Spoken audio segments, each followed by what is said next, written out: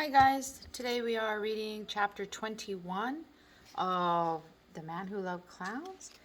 The chapter is titled The Rock. I was going into school by the back way when I saw a tree perched on the wall with Cindy Martin.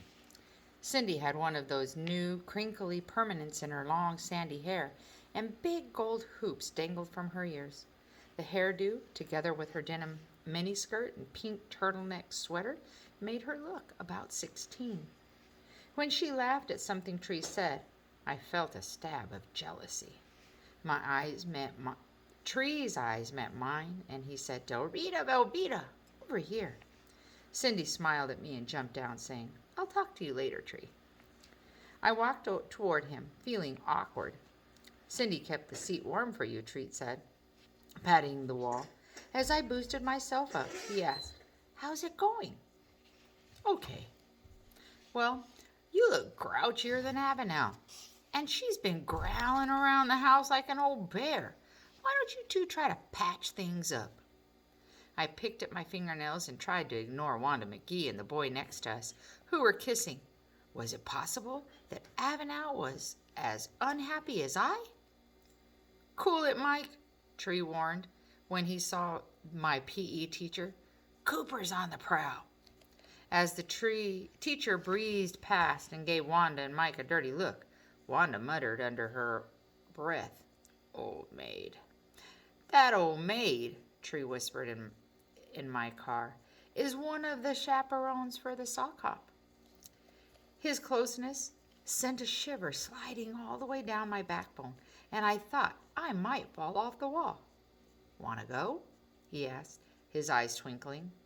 What? Where? The sock hop, a week from Friday. Want to go with me?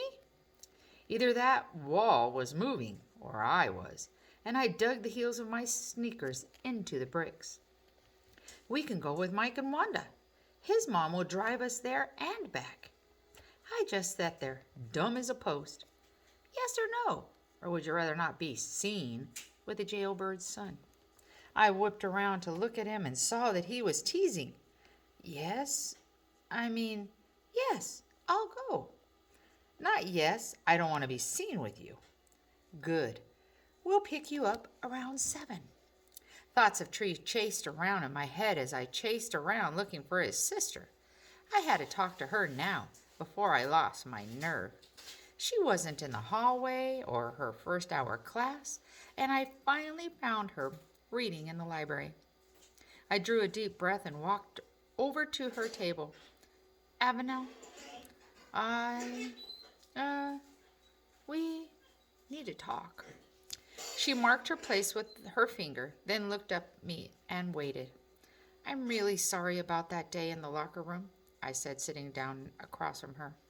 The letter just fell out. She didn't say anything, and I couldn't read the look in her eye. I tried again. Maybe we could, do something together this afternoon? Get a Coke or something? I can't. I'm going to Miss Myrtle's after school. I stood up, feeling like a fool. Nothing had changed with Avenel, and I certainly wasn't going to force my friendship down her throat. After school, I flopped on the couch in the family room to watch music videos on MTV. Why the sudden interest in dancing? Aunt Queenie asked after I'd lain there for about an hour. There's a sock hop next Friday. Tree asked me to go, if that's all right with you. Well, I declare, she said, grinning. If you need lessons, just ask Bert. He's another Fred Astaire. Uncle Bert gave me a crash course in dancing, and Aunt Queenie took me shopping to buy a new outfit for sock hop. I pawed eagerly through the racks, for once passing over the green for a blue that matched my eyes, and picked out a soft sweater and a swirly skirt that didn't draw attention to my pipe cleaner legs. On the day of the dance, I hurried home from school to shower and wash my hair. Leaning toward the mirror, curling iron in hand, I couldn't stop smiling. In fact, I'd been smiling so much lately, my face hurt. I showed up for supper in my bathrobe, but my stomach was doing flip-flops and I couldn't eat. At 6 Teachers, o'clock, the internet should be back up. when she was finished, I said, I declare, Del Rita, you look beautiful. And I glowed inside, knowing she was right. At last I was ready, and I went to the family room to wait. Punky tried unsuccessfully to whistle, and finally just said, Pretty girl. Trezane Shackelford better carry a stick to beat the boys off, said Uncle Bert. But 7 o'clock came and went without Tree. Then 7:30. The grandfather clock ticked away the minutes, while my aunt and uncle and I waited with smile-frozen faces. Punky knew something was wrong. He sat down beside me and said, I love you, DJ. You love me?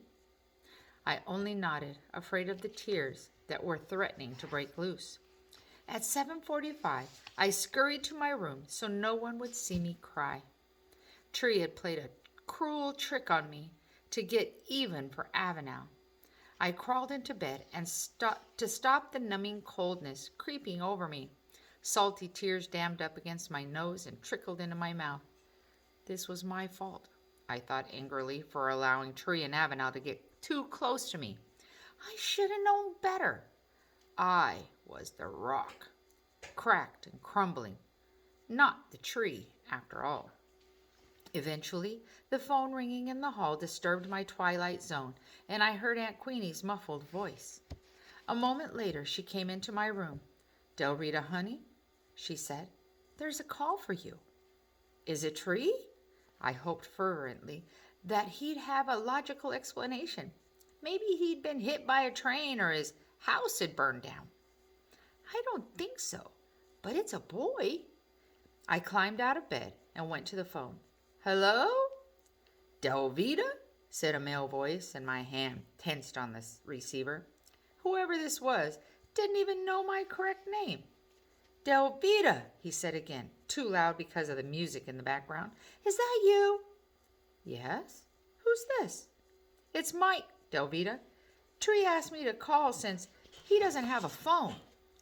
There's a shuffling sound and some giggling, and Mike mumbled a few words to someone else before getting back to me. The gigglers were a girl and a boy, and I was beginning to smell a rat. I've been trying for an hour, Mike said, but the number in the book has been disconnected and nobody knew where you lived. Then how'd you find me?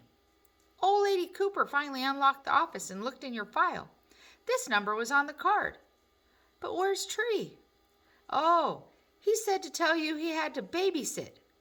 Look, Delvita, Wanda's pretty ticked off. I gotta go, Mike said, and he hung up the phone. Babysit? Babysit? I slammed down the receiver. Surely anybody could dream up this whole scam, could find a better excuse than that. I ran back into my room and aimed for the bed. Was that Tree I heard giggling because Mike had mixed up Del Rita Velveeta? I cringed, wondering just how many people were in on the joke. Pulling the covers over my head, I curled up in a ball. I wanted to hide, like a worm in a cocoon. Soon Aunt Queenie came in. Was that Tree? Please don't mention that name in my presence, I said from under the covers. If you'd still like to go, forget it, I mumbled. No self-respecting worm would go to a school dance by herself. I woke up fighting my way out of a cocoon, but it was only the swirly skirt tangled around my legs. I yanked off the blue outfit and tossed it into the clothes hamper. I wanted to throw it in the trash. Last night's makeup was smudged all over my face. My eyes were dark circles, and a pimple had formed on my chin. That figured. Del Rita Jensen had nothing to show for her first date but 2 black eyes and a zit. I climbed into my comfortable old jeans and a t-shirt and washed my face. It would be a couple of hours before anyone else was up, so I hauled my Barbie case to the family room. When I picked up another roughed-out swan, it reminded me of Dad. For a long time, I just sat and tried to figure out why God thought he needed my folks more than I did. Pulling on my jacket, I wandered out to the patio and looked at the sky. It was a huge black dome, and I imagined Mom and Dad up there, waiting for the angels to open it, like raising the lid on a bread box. When the eastern sky had turned pink, a light came on in the bedroom, and I realized Aunt Queenie would think I'd lost my marbles if she found me outdoors. I slipped back inside and down the hall to my room. Later, I pretended to stretch and yawn as I entered the kitchen. Uncle Bert and Aunt Queenie gave me sympathetic looks, but they didn't bring up the subject of Tree. Punky came in, hiking up his pants and saying, "I'm starved." "You're always starved, High Pockets," replied Uncle Bert. He pulled Punky's elastic down a notch. "My pants, you old goat." "You're the old goat. You two better quit fooling around and eat, or we'll be late," said Aunt Queenie, as she dished up the bacon and eggs. "You heard her, Punk Man. You don't want to miss your chance at our free throw." Punky asked me, "Play ball?" "Not today. Maybe never." I didn't want to have to look at Trezane Shackelford. "We'd like you to come," said Aunt Queenie. I pushed the eggs around on my plate and shook my head. Aunt Queenie said, "Then how about if we pick you up after lunch, afterwards for lunch at McDonald's? It's their anniversary celebration, and Ronald McDonald's coming to put on a magic show." "Ronald McDonald, clown!" cried Punky. "Please, DJ." To him, seeing Ronald McDonald in person was a chance of a lifetime. How could I refuse? "Okay, handsome, I'll go." "It's a date," said Uncle Bert. Then he clapped his hand over his mouth and mumbled, "I'm sorry." "It's okay," I said, but I had the same awful taste in my mouth as I had the morning I'd mistaken preparation H for toothpaste.